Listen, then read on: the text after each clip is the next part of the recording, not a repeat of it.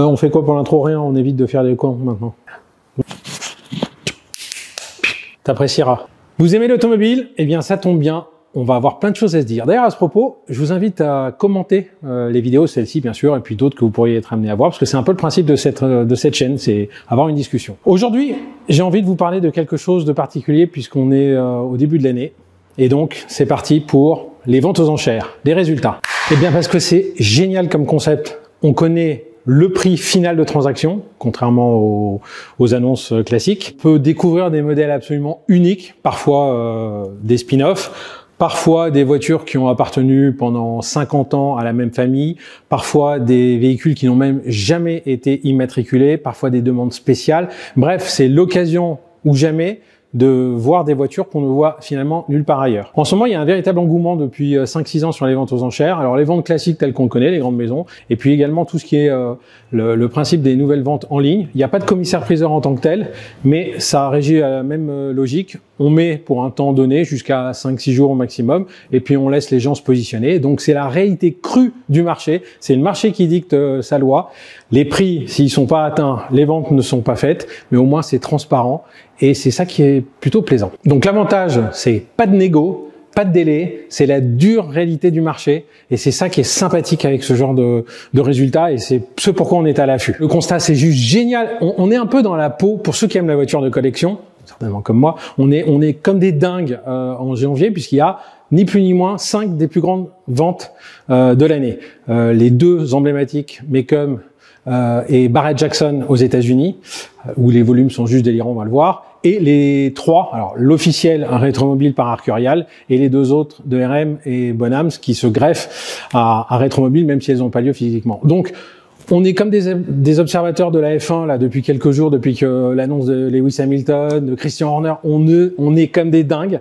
On prend les catalogues, on regarde, on fait ses commentaires, on se dit tiens, celle-là, elle a pas de réserve, à ton avis, elle va aller combien? Oh, t'as vu la couleur, c'est incroyable, elle devrait marcher, voilà. On est comme des fous, les résultats sont tombés, donc je vous propose aujourd'hui de faire une vraie synthèse sur les tops, les flops, ce qui a marché et qu'est-ce qu'on peut en déduire. Donc on commence par les States, parce que vous comprendrez bien, 2 salles, 2 ambiances. Les États-Unis, c'est l'euphorie. D'abord, on commence par les volumes. Pas loin de 8000 voitures auront été vendues sur 10 000 présentées. En 6 jours, 650 millions de dollars de recettes générées au global. C'est juste monstrueux. Ce qui est incroyable, c'est que le montant global des ventes est supérieur à ce qu'on a pu connaître post-Covid, bien supérieur à ce qu'on a pu connaître les avant Covid, puisqu'on parle de 350-400 millions. Donc là, on a passé un step. Le volume de voitures aussi, donc ce qui veut dire que finalement le prix unitaire, si on divise la totalité par voiture, est passé à 77 000 au lieu de 74 000. Bon voilà, c'est pas ça. Ce qui est intéressant, c'est que il y a plus de grands records. Les voitures les plus chères qui sont vendues sont à 4,6 millions de dollars. Il était fréquent avant, de 2015 à 2021, d'avoir des 10 millions, des plus de chiffres. Néanmoins, il y a toujours un engouement incroyable pour les voitures de collection, mais cette fois, des véhicules qui sont un petit peu plus concentrés sur ce qu'on appelle ici les youngtimers. Ça correspond à la génération des baby boomers qui, quoi qu'il en soit, sont encore ceux qui peuvent mettre un peu d'argent et qui ont envie.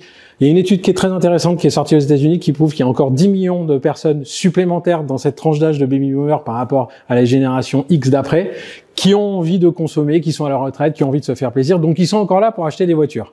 Mais ça va se tarir. Et la génération d'après, elle est moins intéressée, elle a moins d'argent peut-être à consacrer, les taux d'intérêt sont plus élevés. Bref, les voitures qui marchent le mieux sont dans le segment 25 000, 70 000 euros, dollars, on est à peu près équivalent. Les très chères voitures, celles qui ont un peu suscité la folie des spéculateurs, eh bien on n'a plus ces records-là aujourd'hui parce que d'une, les spéculateurs sont sortis, donc ils connaissent moins le marché, et deux, il y a peut-être moins d'envie d'y consacrer autant d'argent. Deuxième constat, les prix se calment, c'est une évidence. Il y avait une énorme inflation depuis 2012-2013, des produits phares comme la 308, 328, la Testarossa, bon, on les avait entre 35 et 50 000 dollars pour l'une, 50, 80 000 dollars pour l'autre, elles avaient doublé, pour certains exemplaires même triplé. Aujourd'hui, on revient, certes, pas aux valeurs de 2012-2015, mais à des choses qui sont moins folles que ce qu'on a pu constater. Et c'est, je pense, la tendance un peu de fond. Certains produits sortent de l'ordinaire parce que très peu kilométrés, on le verra sur les ventes françaises. Mais bon, globalement, cette tendance ne devrait pas échapper aux prochaines années.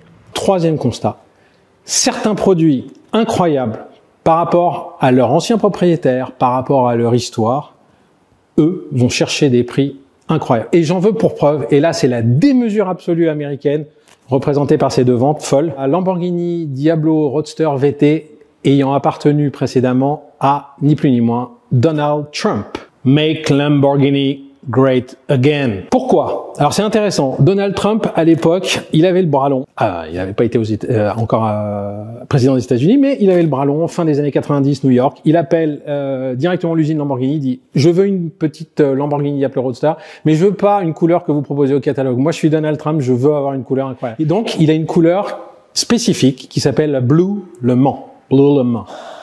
Et cette Blue Le Mans, aujourd'hui, elle a permis à ce modèle d'aller chercher 1 100 000 $, un tout petit peu moins en euros sous le million, mais globalement, c'est 2 à 2,5 fois plus que les exemplaires équivalents, uniquement pour ces raisons-là, parce qu'elle a appartenu à Donald Trump, pour cette couleur, pour le peu de kilomètres qu'elle avait, et puis pour le sticker Donald Trump 1997 Diablo, ce qui, voilà. C'est rigolo. Et c'est juste sur là-dessus que je finirai pour les ventes américaines. Elle avait été présentée aux enchères en 2016 avec un prix de réserve autour de 400 000 $. Elle les avait pas atteints. Elle ne s'était pas vendue. On voit que 6-7 ans après, ce qu'il en advient. Voilà. I'd like a Lamborghini Diablo Roadster Blue Le Mans. Bon. Comme je vous avais prévenu, 2 salles, 2 ambiances, je me pose qu'on quitte l'Atlantique, on arrive en Europe pour les 3 ventes de Rétromobile. À tout seigneur, tout honneur, on commence par la maison Arcurial, qui est la vente officielle, présente à Rétromobile Hall 2. Une certaine déception, 75% des lots vendus, ce constat, il est pas mauvais, mais quand on sait que 50% ou un petit peu plus a été sans prix de réserve, bon, et surtout que les lots les plus attendus ne se sont pas vendus, n'ont pas atteint les prix de réserve, donc n'ont pas été vendus. Le montant global s'élève à peu près à 14 millions. Si on compare ça à 2022-2023 où c'était plus du double, bon, on se rend bien compte qu'effectivement les gros lots ne se sont pas vendus. Quand on se rend compte que c'est à peine le prix, même inférieur au prix de la 250 Spider California de l'époque 2015 de la collection Bayon, on se rend vraiment compte que les acheteurs ne sont plus là. En tout cas, les acheteurs spéculateurs de ces très très grosses pièces ne sont pas là. Néanmoins, j'ai retenu quand même quelques tops et quelques flops.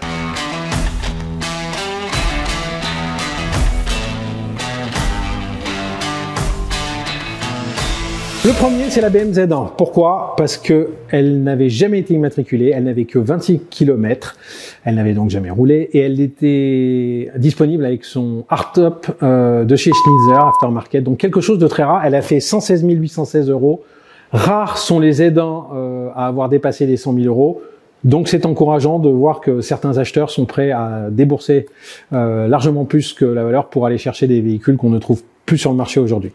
Une deuxième BM dans mes tops, la BM 850 CSI, donc moteur V12, boîte manuelle. Elle avait quand même 196 000 km, mais elle a atteint 121 584 €, soit largement plus que l'estimation qui était comprise entre 60 et 80. À souligner parce que le nombre de voitures qui ont dépassé les estimations même hautes sont très très rares. Troisième modèle, la Ferrari 456 GT, pas la version, la première génération, donc pas la MGT, donc celle qui globalement parmi les 456 ont vraiment du mal à sortir du bois, sont vraiment à des tarifs assez bas.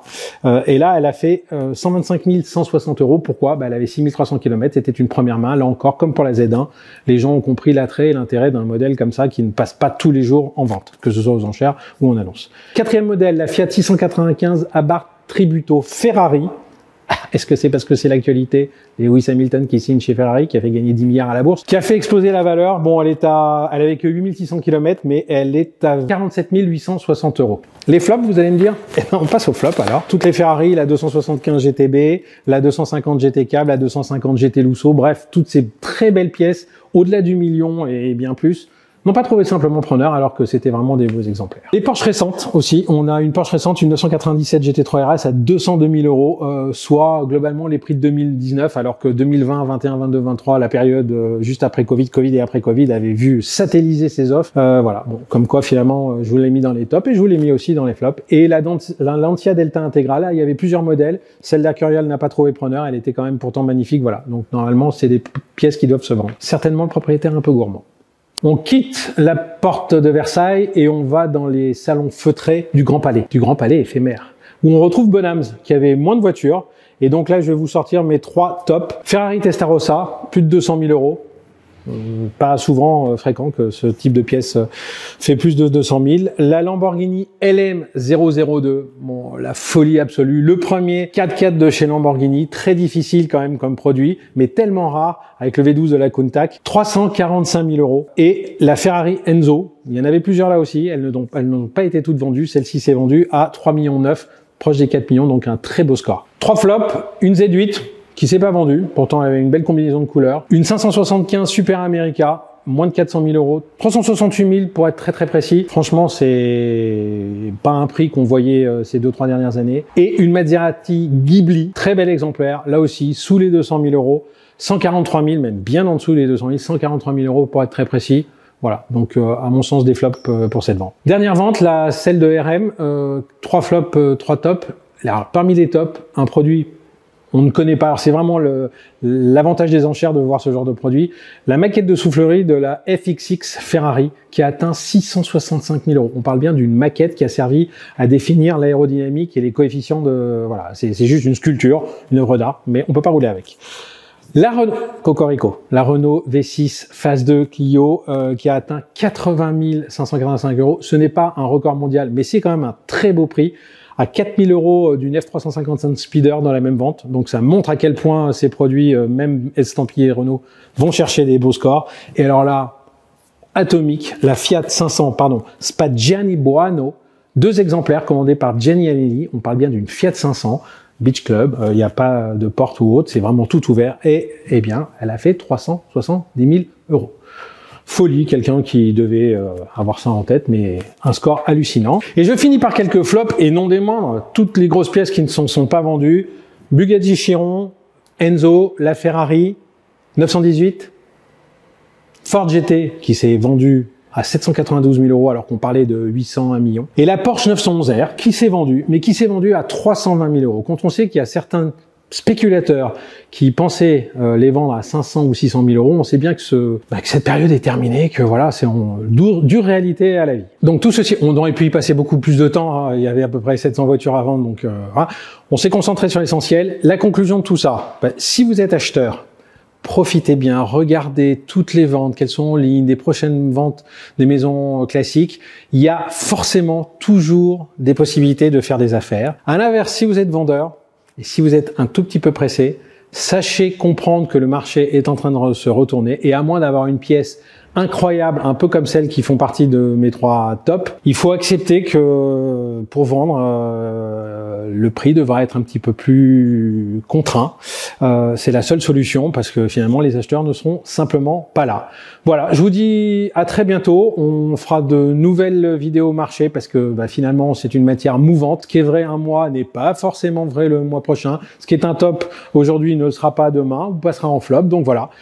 Je vous invite à commenter. Si vous avez aimé cette vidéo, je vous invite à vous abonner à notre chaîne, à mettre un petit pouce, à faire tout ce qu'il y a à faire, vous le savez. En tout cas, nous, on vous aime. On va continuer à faire ces vidéos en espérant qu'elles vous plaisent. Et on vous dit à très bientôt.